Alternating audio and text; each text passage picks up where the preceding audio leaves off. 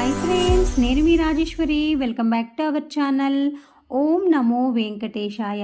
Friends, ఈరోజు వీడియోలో శ్రీ వెంకటేశ్వర స్వామి వ్రత కథను గురించి తెలుసుకుందామండి. 7 శనివారాల వ్రత కథ అండి ఇది. 7 శనివారాల వ్రతం చేయటం ఎంతో విశేషమైనదని మనందరికీ తెలుసు కదండి.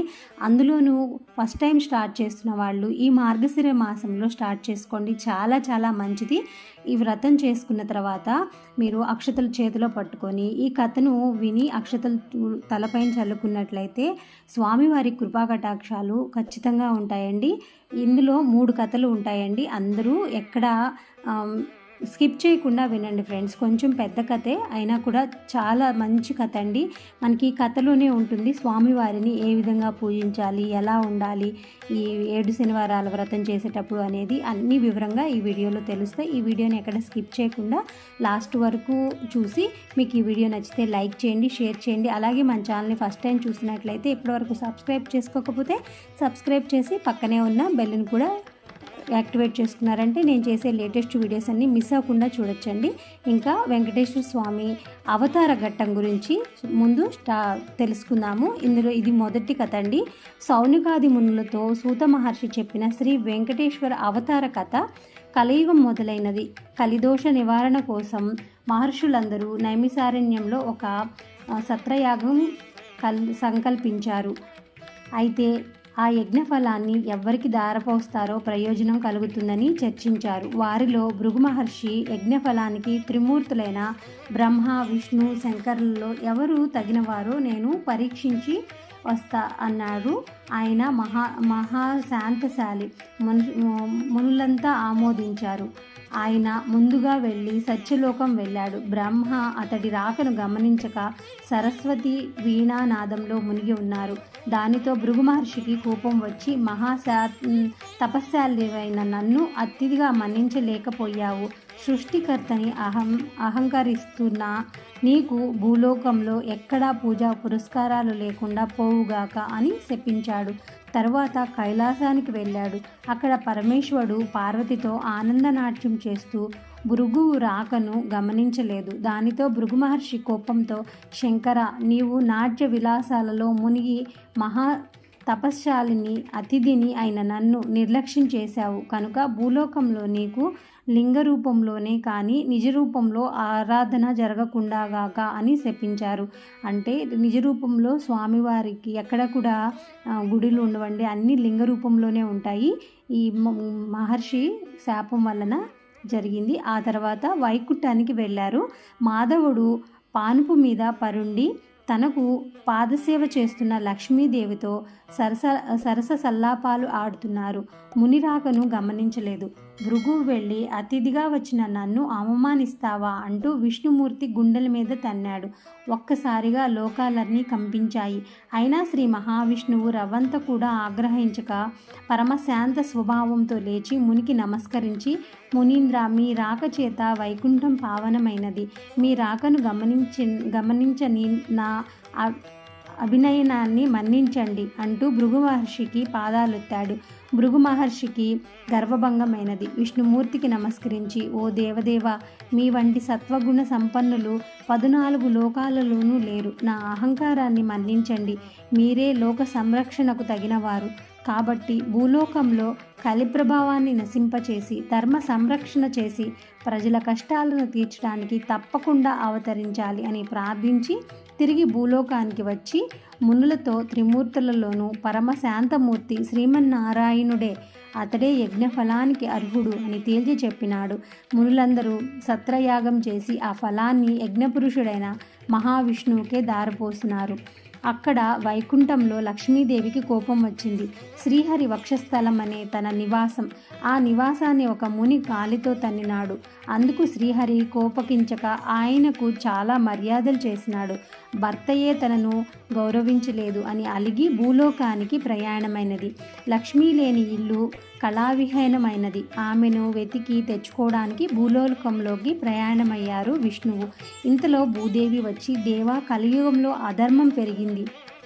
పాపభారం మోయలేకపోతున్నాను. నువ్వు భూలోకంలో అవతరించి నన్ను కాపాడు అని కోరింది. వెంటనే శ్రీ మహావిష్ణువు శ్రీనివాసుడనే పేరుతో భూలోకానికి దిగివచ్చి లక్ష్మి కోసం వెతకటం ప్రారంభించాడు. శేషాద్రి కొండలలో ఒక పుట్టలో నివాసం చేసుకున్నాడు. శేషాద్రి పర్వత ప్రాంతాలను పరిపాలిస్తున్న మహారాజు ఆకాశరాజు. అతడు సంతానం లేక పుత్రకామేష్టి చేయబోతూ భూమిని దున్నుతుండగా నాగలికి ఒక బంగారు పెట్టె తగిలింది. తెరచి చూడగా మహాలక్ష్మి కలతో ఒక బాలిక కనిపించింది. ఆకాశరాజు సంతోషపడి ఆ పిల్లకు పద్మావతి అని పేరు పెట్టుకొని అల్లారు ముద్దుగా పెంచాడు. యుక్త వయసు వచ్చిన పద్మావతి ఒకసారి శ్రీనివాసుని చూచి మోహించింది. తల్లిదండ్రులకు చెప్పింది. ఆకాశరాజు వచ్చి చూచి శ్రీనివాసుని తేజో విశేషాలకు ఆశ్చర్యపడి అతడే శ్రీ మహావిష్ణువు అని భావించి పద్మావతినిచ్చి వివాహం చేశారు. ఆకాశరాజు తర్వాత అతడి తమ్ముడు తొండమానుడు రాజైనాడు. శ్రీనివాసుడు వెంకటేశ్వరుడు నామంతో తిరుమల శిఖరాల మీద కలియుగాంతం వరకు నివసించాలని నిశ్చయించుకొని సాలగ్రామ శిలారూపుడై పద్మావతి భూదేవులతో నివసించసాగినాడు. తొండమాను శ్రీ వెంకటేశ్వరునికి ఆలయం నిర్మించాడు. తనను సేవించే భక్తులకు కల్పవృక్షం లాంటివాడై శ్రీనివాసుడు ఇప్పటికీ భక్తులను సంరక్షిస్తూ అక్కడ నిలిచి ఉన్నాడు. సౌనకాది మహామునులంతా సూతుడు చెప్పింది విని వెంకటాచలంపై వెలిశాక శ్రీనివాసుని అనుగ్రహం పొందిన వారెవ్వరైనా ఉంటే వారి కథను వినిపించుమని సూతుణ్ణి అడిగారు. సూతుడు ఇలా చెప్పసాగాడు. కుమ్మరి భీము కథ. తిరుపతి మహాక్షేత్రమునకు సమీపమున ఒక పల్లెలో భీముడు అను కుమ్మరివాడొకడు కలరు. అతడు పేదవాడు. కుండలను తయారు చేసి వానిని అమ్ముకొని జీవించేవాడివాడు. వానికి శ్రీనివాసునిపై భక్తి ఎక్కువ. చిరకాలము దేవుని పూజింపవలయును అని విన్నను. కుటుంబ పరిస్థితిని బట్టి వాణ్ణి అట్టి అవకాశం లేకుండా పోయింది. అందువలన తాను కుండలను తయారు చేయు ప్రదేశమున శ్రీ వెంకటేశ్వర స్వామి వారి ప్రతిమనుంచుకొని సారెపై కుండలను తయారు చేయనప్పుడు ప్రతిసారి కుండలు తయారు చేసేటప్పుడు చేతికి అట్టిన మట్టినే పుష్పముగా చేసి భక్తితో స్వామివారి ప్రతిమ వద్ద ఉంచేవాడు. అది వానికి నిత్యకృత్యమైనను. ప్రతిరోజు కూడా కుండలు తయారు చేసేటప్పుడు పువ్వులాగా తయారు చేసి మట్టితో స్వామివారి పాదాల దగ్గర పెట్టి నమస్కరించుకొని మట్టి కుండలు ఉంటూ ఉండేవాడంటండి. ఆ ప్రాంతములకు పరిపాలించు రాజు తొండమానుడు శ్రీ వెంకటేశ్వర స్వామి యందు భక్తి కలవాడు. అతడు ప్రతిదినమున వెంకటాచలమునకు పోయి స్వామివారిని బంగారు పూలతో అర్చించేవారు. కొంతకాలమునకు అతడిలో అహంకారము పొడుసూపెను. ఆ పక్క రోజు అతడు పూజ చేయుటకు ఉద్యుక్తుడు కాగా తాను పూజించిన బంగారు పూలు స్థానంలో మట్టి పూలు స్వామివారి వద్ద కనిపించినవి. కారణము అర్థం కాలేదు. అర్చకులు తానొందిన బంగారు పూలను అపహరించి మట్టి పూలను ఉంచుతున్నారని అనుకుని భావించాడు. తను భటులను కాపలాగా ఉంచాడు. రాజు ఎన్ని విధములుగా ప్రయత్నించినా బంగారు పూలు స్థానంలో మట్టి పూలే స్వామివారి యొద్ద ఉండేటివి. మహారాజునకు మానసిక వ్యధ పెరిగెను. చింతాపీడితుడైన వానికి శ్రీ వెంకటేశ్వర స్వామి కలలో కనిపించాడు. రాజా, సమీప గ్రామమున భీముడను కుమ్మరి ఒకడు కలడు. అతడు కుండలు చేయుచున్నను. నా స్మరణమును ధ్యానమును విడవకుండా ఉండే మహాభక్తుడు. వాని భక్తి ప్రభావమున అతడుంచిన మట్టి పువ్వులు ఇచ్చట నా సన్నిధి యందు చేరుచున్నవి. నీవిచ్చేటివి బంగారు పూలు అతడుంచిన పూల ముందు నిలవలేక అదృశ్యమవుతున్నాయి. భక్తిలో అతడు నీకంటే ఉత్తముడు, విచారింపకము అని ఊరడించెను. తనను మించిన భక్తుడు ఒకడున్నాడని స్వామివారు చెప్పిన మాటలు పరిశీలించుటకై వెంకటాచలమునకు సమీపమునున్న పల్లెలో భటులతో కలిసి తిరగసాగాడు. ఒక పల్లెలో సారపై కుండ నుంచి తిప్పుచు చేతికి అంటిన మట్టిని పుష్పముగా చేసి సమీపమునున్న శ్రీ వెంకటేశ్వర స్వామి వారి ప్రతిమకు సమర్పించుచున్న భీముని చూచి ఆశ్చర్యపడ్డాడు. రాజు భీముని సమీపించి, ఓయి, నీవు స్వామిని మట్టి పూలతో పూజించుట ఎలా? నీకు పూజకు పుష్పములు దొరకట్లేదా అని అడిగాడు. భీముడు రాజునకు నమస్కరించి, మీ వంటి వారు వచ్చుటచే నా ఇల్లు పావనమైనది. నేను చదువురాని మూర్ఖుడను. స్వామివారిని పూజించుట ఎట్టో తెలియని వాడును. దరిద్రుడను. కుండలను చేయనదే నా కుటుంబముకు గడవదు. కావున నేను నాపై దయ ఉంచుండి సాయంకాలం వరకు కుండలను చేయక తప్పటం లేదు. చేతికి అట్టిన మట్టినే పుష్పముగా చేసి ఇట్లు స్వామివారికి సమర్పించుకుంటూ ఉన్నాను అని వివరించాడు. కుమ్మరివాని మాటలకు విన్న రాజు మిక్కిలి ఆశ్చర్యపడ్డాడు. కుమ్మరివాని భక్తికి మెచ్చి వానికి నమస్కరించి తన రాజ్యమునకు పోయెను. ఆ తర్వాత కొంతకాలంనకు భీముడు సశీరముగా వైకుంఠం చేరారు. శ్రీ వెంకటేశ్వర స్వామి భీముని భక్తికి మెచ్చి ఇక నుండి నా ఉదయం ప్రసాదము మట్టి పాత్రలో నివేదింపవలెనని తొండమాను మహారాజుకు కలలో కనిపించి చెప్పారు. ఈనాటికిని స్వామివారి సన్నిధిలో ఈ ఆచారం పాటించుచు ఓడు అనే ప్రసాదంను మట్టి కుండల్లోనే నివేదన చేయుచు ఆరాధించుచున్నారు.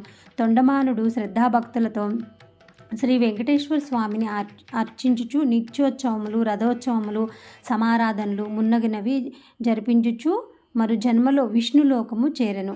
శనైశ్చర శ్రీ వెంకటేశ్వర సంవాదం. ఒకసారి శనీశ్వరునికి మానవులెవ్వరూ తనని భక్తితో సేవించడం లేదని, భయంతో మాత్రమే పూజిస్తున్నారని విచారణ కలిగింది. అప్పుడు వెంకటేశ్వర స్వామికి తపస్సు చేయగా ఆయన సాక్షాత్కరించారు. స్వామి, నా పేరు వింటే ప్రజలు భయపడుతున్నారు. ఆ భయం పోవడానికి ఇక నుంచి నాకు ప్రీతి అయిన శనివారం నాడు నన్ను ధ్యానించి ఆరాధించి ఆ పైన నిన్ను పూజించు వారికి సర్వదేవతలను పూజించిన ఫలం ఆ ఒక్క రోజులోనే రావాలి అని కోరుకున్నాడు. అందుకు స్వామి చిరునవ్వు నవ్వి, నీ కోరిక సమంజసంగానే ఉంది. అసలు నీకు నాకు భేదం ఏముంది? 6 వారాలు దాటాక 7వ వారం అంటే ఇష్టపడతావు. నేను 6 కొండలు దాటాక 7వ కొండ మీద ఉంటాను. నువ్వు నీలవర్ణుడివి, నేను అదే వర్ణంలో ఉండేవాడిని. నువ్వు సప్త మహాగ్రానివి, నేను సప్తగిరీషుడను. సామాన్య మానవులకు ఈ విశేష విషయాలు తెలియక నువ్వంటే భయపడుతున్నారు. నన్ను వేరుగా చూస్తున్నారు. నువ్వు కోరిన వరాన్ని అనుగ్రహిస్తున్నావు. ఏ భక్తులు 7 శనివారాల పాటు నిన్ను ముందు పూజించి ఆ తర్వాత నన్ను పూజిస్తూ సప్త శనివార మహావ్రతంగా ఆచరిస్తారో వారు సమస్త శనిదోషాల నుంచి వారు విముక్తులై సౌఖ్యాన్ని పొందుతారు. ఆయురారోగ్య ఐశ్వర్యాల్ని సకల శ్రేయస్సులను పొందుతారు. ఇందులో సంశయమేమీ లేదు అని వరం ఇచ్చారు వెంకటేశ్వర స్వామి. సౌనకాది మహామునులంతా సూతుడు చెప్పింది విని చాలా ఆనందించి ఈ సప్త శనివార వ్రతం ఆచరించి శ్రీనివాసుని అనుగ్రహం పొందిన వారెవ్వరైనా ఉంటే వారి కథను వినిపించుమని అతనికి అడిగారు. సూతుడు చెప్పడం ఆరంభించాడు. దేవదత్త దంపతుల శనివార వ్రత కథ. ఇది మిస్ అవ్వదు ఫ్రెండ్స్. పూర్వకాలంలో కాంచీపురంలో దేవదత్తుడనే ఒక బ్రాహ్మణుడు ఉండేవాడు. అతడు వేదాంగ పారంగతుడు. అతని భార్య మాలిని. వారిద్దరూ అతిథుల్ని అభ్యాగతుల్ని ఆరాధిస్తూ గృహస్థ ధర్మాలని పాటిస్తుండేవారు. వారికి శ్రీ వెంకటేశ్వర స్వామి ఇలవేల్పు. ఒకనాడు వారింటికి కాశీయాత్ర చేసి వచ్చిన ఒక బ్రాహ్మణోత్తముడు వచ్చాడు. ఆ దేవదత్త దంపతులు ఆయనను సాక్షాత్తు వెంకటేశ్వర స్వామిగా భావించి అతిథి మర్యాదలు చేశారు. భోజనానంతరం ఆ బ్రాహ్మణుడు వారి జాతకాల పరిశీలన చూసి జాతకం ప్రకారం దేవదత్తునికి శనిదోషం వల్ల అపమృత్యువు కలిగి సూచనలు కనబడుతున్నాయని, ఆ అపమృత్యు దోష పరిహారం కోసం సప్త శనివార వ్రతం చేసి అటు శనైశ్వరుణ్ణి ఇటు శ్రీ వెంకటేశ్వర స్వామిని భక్తిగా ఆరాధించవలసిందని చెప్పాడు. అమ్మా, నీవు శ్రద్ధ వహించి నీ భర్తను కూడా సప్త శనివారం వ్రతం చేయడానికి ప్రోత్సహించి నీ సౌభాగ్యాన్ని నిలుపుకోవాల్సిందిగా సుమా అని హెచ్చరించారు.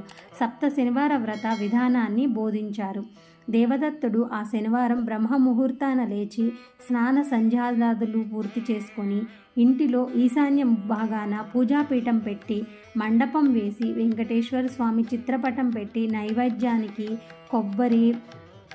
కొబ్బరికాయలు, అరటిపళ్ళు, నల్ల ద్రాక్ష పళ్ళు, 7 చిమ్మిలి ఉండలు సిద్ధం చేసుకుని ఉదయం పూజ ఒక బ్రాహ్మణుని పిలిచి ఆయనకు భోజనం పెట్టి ఆ పైన వారు భుజించి మొదటి రోజు వ్రతం యథావిధిగా నిర్వర్తించారు. ఆ విధంగా వరుసగా వారు 7 శనివారాల పాటు వ్రతాన్ని భక్తి శ్రద్ధలతో కొనసాగించారు. 7వ శనివారం వ్రత పరిసమాప్తి చేసి భోజనం చేసి కొంతసేపు శ్రీ వెంకటేశ్వర స్వామి మహిమలు స్మరించుకుంటూ నిద్రించారు. ఆ దంపతుల భక్తి శ్రద్ధలకు, పూజా విశేషాలకు ప్రసన్నుడైన శ్రీ వెంకటేశ్వర స్వామి మాలిని దేవికి స్వప్నంలో సాక్షాత్కరించి ఓ పరమసాధ్వి, మీ దంపతులిద్దరూ భక్తి శ్రద్ధలతో చేసిన సప్త శనివార వ్రతానికి నాకు చాలా సంతుష్టం కలిగింది. ఆ వ్రత ప్రభావం వల్ల నీ భర్తకు శనైశ్చర దోషం, అపమృత్యు భయం కూడా తొలగిపోయాయి. అతనికి రాబోయే జన్మలోని ఆయుర్దాయాన్ని ఈ జన్మలోనికి తీసుకువచ్చి ఇతన్ని పూర్ణాయుర్దాయం కలవాణ్ణి చేశావు. మీరిద్దరూ సుఖశాంతులతో ఆనందంగా నూరేళ్లు జీవించి ధర్మార్థ కామ మోక్షాలనే 4 పురుషార్థాలు సాధించుకుంటూ మీ మానవ జన్మకు సార్థకం చేసుకోండి అని దీవించి అదృశ్యమైనాడు. వెంటనే ఆమె నిద్రలేచి భర్తను లేపి తన స్వప్న వృత్తాంతాన్ని వినిపించింది. ఆయన కూడా సంతోషించి భార్యను అభినందించాడు. ఒక శుభముహూర్తాన ఆ దంపతులిద్దరూ శ్రీ వెంకటేశ్వర స్వామి దర్శనార్థమై తిరుపతి కొండకు వెళ్ళి మొక్కులు తీర్చుకుని ఆ స్వామిని మనసారా స్తుతించి ప్రసాదం స్వీకరించి తిరిగి వచ్చారు. ఇంటికి వచ్చాక బ్రాహ్మణులను పిలిచి అన్న సంతర్పణ చేసి బ్రాహ్మణాశీర్వాదాలు పొందారు. జీవితాంతం వరకు యథాశక్తిగా శ్రీ వెంకటేశ్వర స్వామి సేవ చేస్తూ చివరికి శ్రీ స్వామివారి సాన్నిధ్యాన్ని పొందారు. కలో వెంకటనాయక అని పెద్దలు సూక్తి. కలియుగంలో శ్రీ వెంకటేశ్వర స్వామిని మించిన ఆరాధ్య దైవం లేడు. ఈ సప్త శనివార వ్రతంతో ఆరాధించిన వారికి శనిదోషాలు తొలగి శ్రీ స్వామి అనుగ్రహం లభిస్తుందని సూతుడు సౌనకాది మహామునులకు వినిపించాడు. శ్రీ స్వామివారికి మిక్కిలి ఇష్టమైన ఈ శనివార వ్రతమును చేసిన వారికి ఉన్న కష్టాలను తీరును, గ్రహబాధలు పోవును, సంపదలు భోగములు కలుగును, వారికి వారి కుటుంబమునకు సర్వశుభములు కలుగును. శనివార వ్రతమును ఆచరించిన వారికి అసాధ్యమే లేదు. ఈ కలియుగమున శనివార వ్రతమును మానవులకు కల్పవృక్షం లాంటిది. శనివార వ్రతం చేసిన స్వామివారిని అర్చించి స్తుతించి ఈ కథను చదువుకున్న వారు ధన్యులు. కావున మనము అందరమును యథాశక్తిగా శనివార వ్రతమును ఆచరించి శ్రీ వెంకటేశ్వర స్వామి యొక్క అనుగ్రహమును పొందుదుముగాక. లోకా సమస్త సుఖినో భవంతు.